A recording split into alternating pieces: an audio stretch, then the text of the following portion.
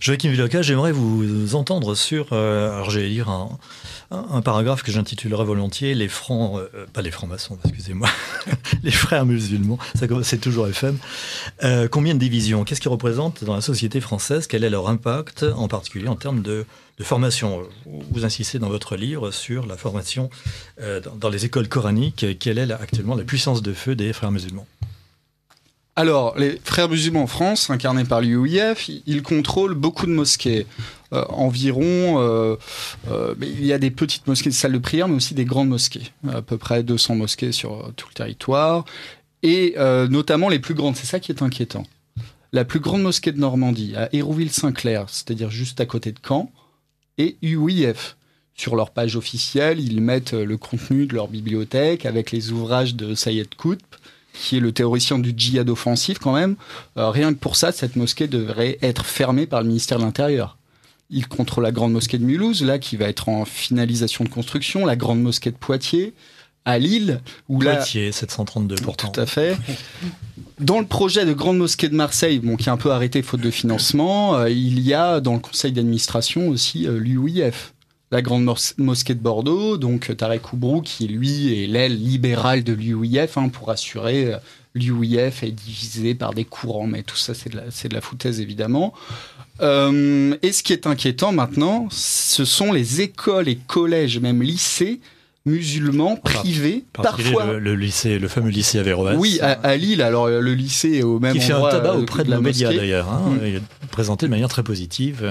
Alors j'aimerais vous entendre sur ce lycée Averroès. Alors, le lycée Averroès de Lille a été dénoncé par un de ses anciens professeurs, un professeur de philosophie, qui s'appelle Soufiane Zitouni, qui a dénoncé la radicalité dans une tribune de Libération de cette école. Et on a aussi d'autres documents. Par exemple, il y a un professeur de mathématiques de ce lycée qui fait l'éloge du Hamas. Nous avons le directeur adjoint du lycée Averroès, qui est aussi le vice-président de l'UOIF, Marklouf Mamech, qui lui dit clairement qu'il faut agir secrètement. Je cite une de ses conférences vidéo. Le prophète avait planifié dans un secret total son plan d'action, son projet, son programme. On doit travailler secrètement jusqu'à ce qu'on mette en place le projet entier. Quand on est en état de faiblesse, c'est-à-dire les musulmans, ils sont minoritaires en France, il faut attendre un peu, il faut acquérir de la force pour pouvoir réagir. Et en tant que communauté musulmane de France, nous devrons travailler en douceur, sans crier au loup. Nous devons multiplier nos actions sans faire trop de bruit. Donc là il expose le programme. C'est une citation. Oui, c'est une citation du directeur adjoint du lycée Averroès de disponible sur leur site. On peut lire cela. C'est une vidéo où on le voit. On l'entend. On l'entend. Ouais, c'est une transcription. Mais c'est la méthodologie classique des frères musulmans. Donc, la subversion, tant qu'on est et l'attaque de la société qu'on est fort. Collège-lycée reconnu par l'État. Lors de l'inauguration, ils ont remercié Martine Aubry qui avait facilité la reconnaissance de ce collège-lycée.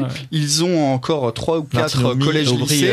Ami d'Amar Lasfar. Tout à fait. Alors maintenant...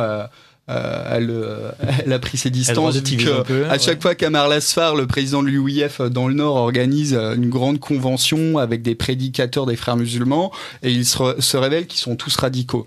Donc là, il y a eu une affaire au mois de mars où ils ont été finalement décommandés parce ça a été révélé qu'ils étaient vraiment islamistes. Et l'UOIF est en train de fonder une fédération nationale des écoles musulmanes. Ils ont 10 écoles, c'est-à-dire des écoles primaires, aussi des collèges, des lycées, partout en France. Ils en ont une dans la banlieue de Lyon, à Dessines, à Marseille. Et tout ce petit monde a été reçu au ministère de l'Intérieur, dans l'instance de dialogue avec l'islam. Il y a même eu un selfie avec Bernard Cazeneuve. Oui, on l'a vu sur Internet, mis auditeur. Je vous conseille de voir ce selfie. Du chef des frères musulmans, on va dire de l'UOIF. Je reconnais, je vais mettre un euro dans le cochon. Allez-y. Oui, en fait, c'était un imam de Nice, de l'UMAM, qui fait partie de l'UOIF, qui s'est pris en selfie lors de ce deuxième rendez-vous au ministère de l'Intérieur, l'instance de dialogue avec l'islam de France.